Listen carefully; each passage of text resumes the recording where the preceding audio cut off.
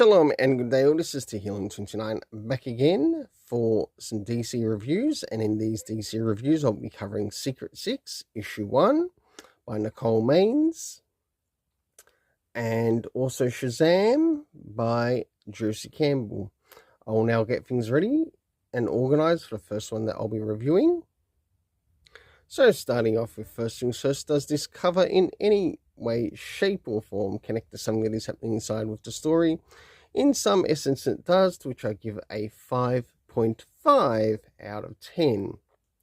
Now it's time to move into the area of the internal art as we have a look around the beginning, middle and of course the end, and also what's happening story-wise with the characters.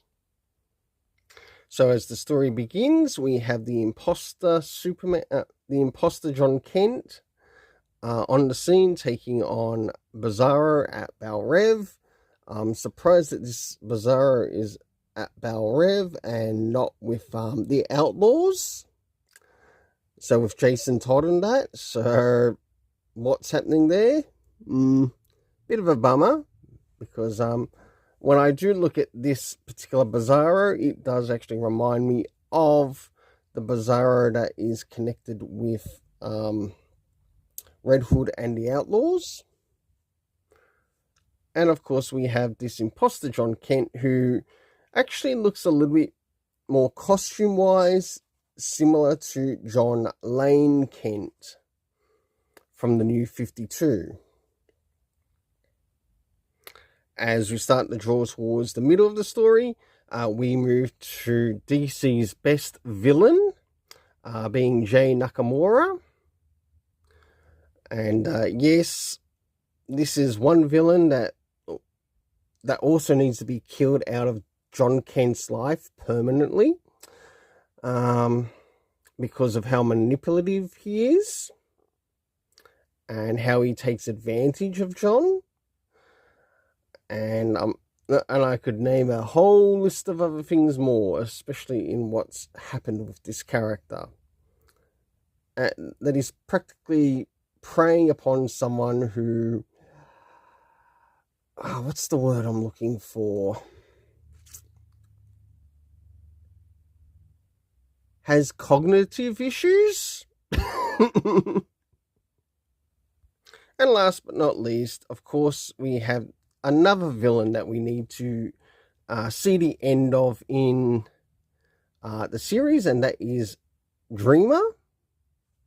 Again, a very type of manipulative type of character, and it is also pretentious to prey upon John because of his cognitive issues. And the way they want to set him up, I'm surprised that they haven't sent some of these writers to prison. Just saying. Because of how they like to promote certain things in story. But of course, we have this Sinister Six group, only in name only, not in actual Sinister Six, to which they've been told that they now have to look for Amanda Waller because of certain events that have taken place within the DC universe. So, for the internal art, I give it a 7 out of 10. I didn't actually mind the art in the story, and I do think it's valid for a 7 out of 10. Next is the area of the story rating itself, to which consists of time, location, cast, but it does open the possibility in case there have been comic book references added. So, and that can either degrade the story or edify the story. So, as we look through this particular comic, did we get any comic book references? We did, to Absolute Power and also Suicide Squad Dream Team. Next is the area of time, to which we had now being addressed. So we actually had all of these areas being used up, but what is the overall story rating? We'll find out once we complete location and cast.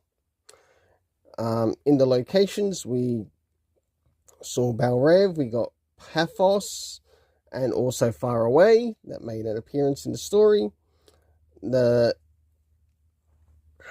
cast of characters consisting of Bizarro, John Kent, the imposter John Kent, which is from the Bendis Taylor timeline, which is still present and to which that timeline needs to be snapped out of existence.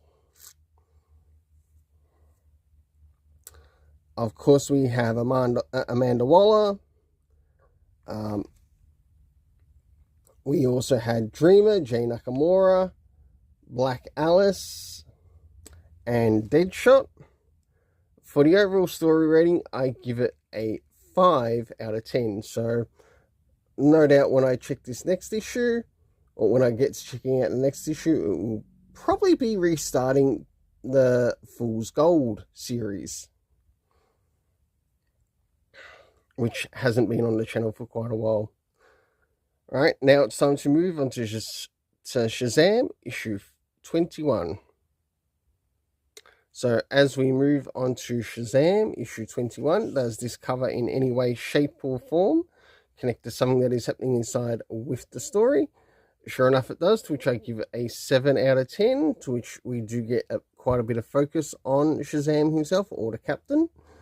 Now it's time to move into the area of the internal art as we have a look around the beginning, middle, and of course the end, and also what's happening story-wise with the characters.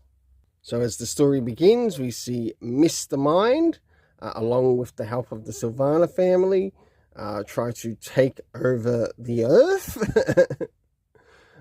in whatever way, fashion he can, and it actually stretches even into the area of Metropolis, I've noticed, but it would have been nice to have seen where this event was mainly taking place.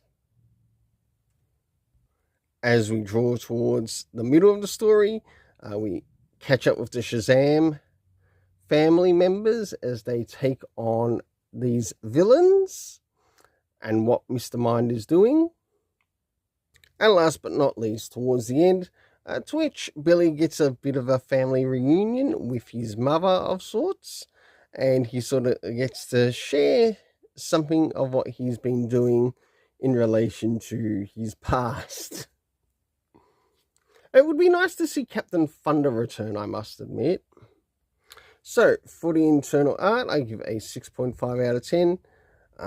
Now is the area in relation to, to move into the area of the story. First things first, did we get anything comic book reference-wise? No, we didn't. Next is the area of time. No, we didn't. Next is the area of location. No, we didn't.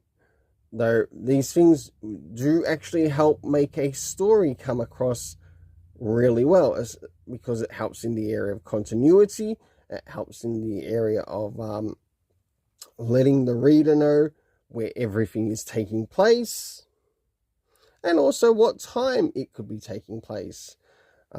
Comic book references to let the reader know if there's any important issues that might have come before this issue, and therefore encourage the reader to pick up more of the comics.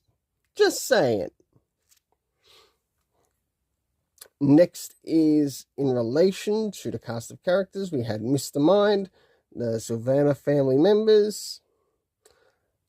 Of course, we had Billy Batson, Shazam, Freddie Freeman, Mary Marvel, and the members that make up the Shazam family. For the overall story rating, I give it a 6.5 out of 10.